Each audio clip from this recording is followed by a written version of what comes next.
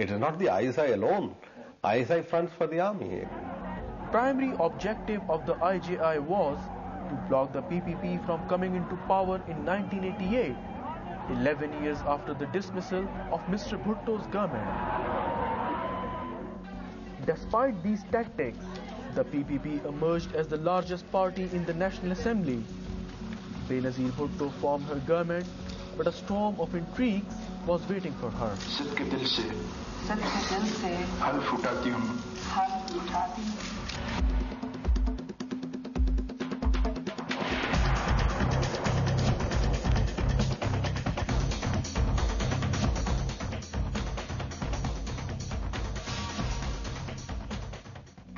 In November 1989, Benazir faced a no-confidence motion. The ISI had reportedly launched an operation, rather romantically called Midnight Jackal, to influence PPP MNAs to support the no-confidence motion against their own Prime Minister. Midnight Jackals was an operation it was the actual operation that three nights that people were talking about things, and they were caught on audio tapes and videotapes. But before that, to understand Midnight Jackals, you have to understand that there were preparations being made for tabling a vote of no confidence against Mohtarama Benazir Bhutto.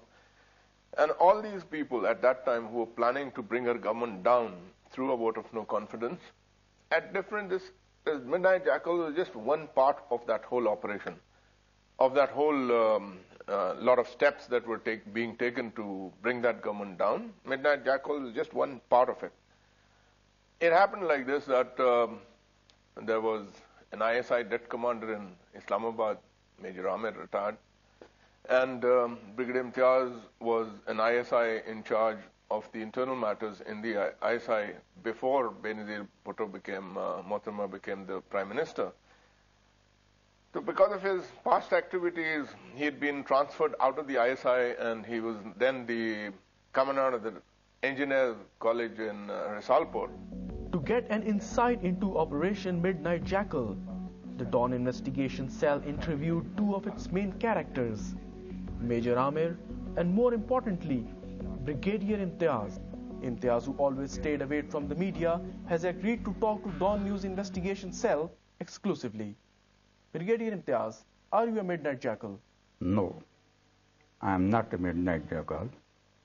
My life history and my performance in my profession is the testimony that I am the tiger of the day and the tiger of the night. And Major Amir says he was simply obeying orders of the then DG ISI, Shamsur Rahman Kallu.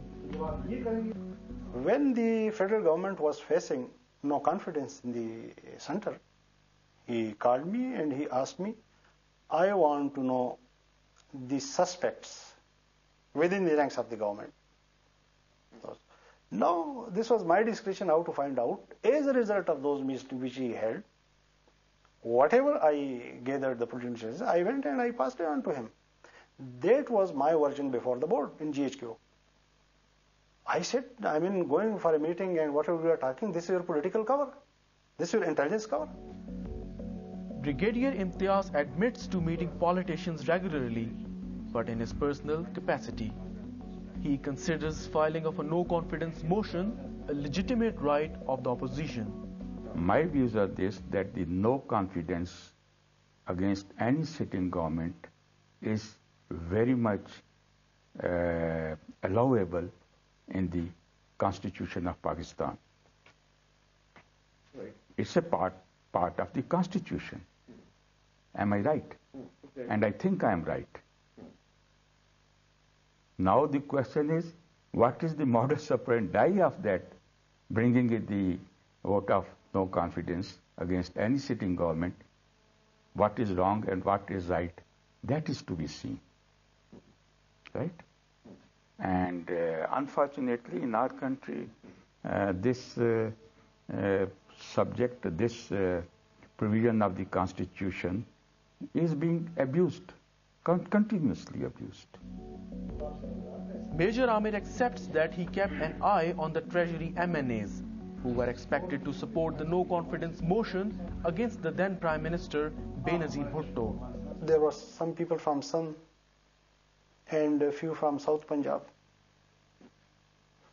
I don't remember exactly the name now. Can you name some important politicians who were among those politicians who were likely to, move a no-confidence, support a no-confidence motion? There were 3/4 from FATA. There were 3/4 from FATA, and the people went in the no confidence against the government. Similarly, the people went defected from the IJ in favor of government. For example, probably Makhdoom Ahmed Alam Anwar from the southern Punjab. So defection was on both sides. It was the Intelligence Bureau Chief Masood Sharif who named it Operation Midnight Jackal.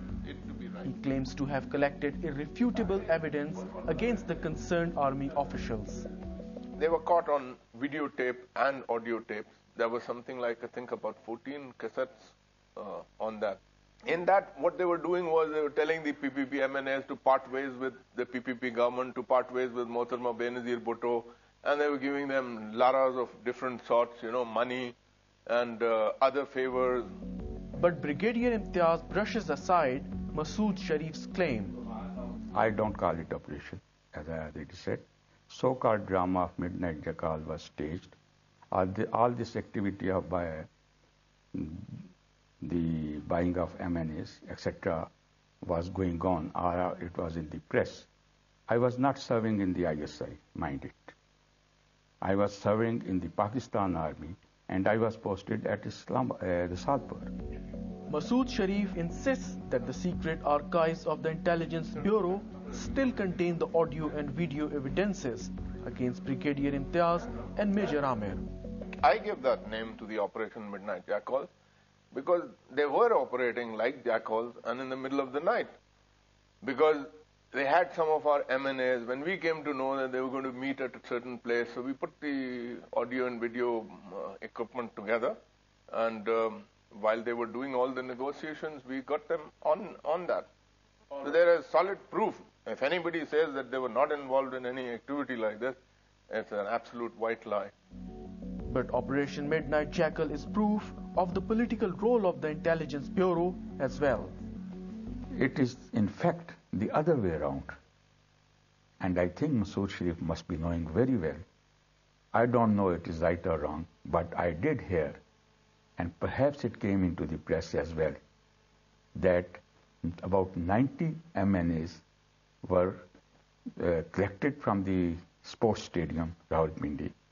There was some sports event. They were collected from there under the arrangements of the Mr. Masood Sharif and taken in C-1302 Swat and kept there for a few days and brought back to the National Assembly the day of vote of confidence.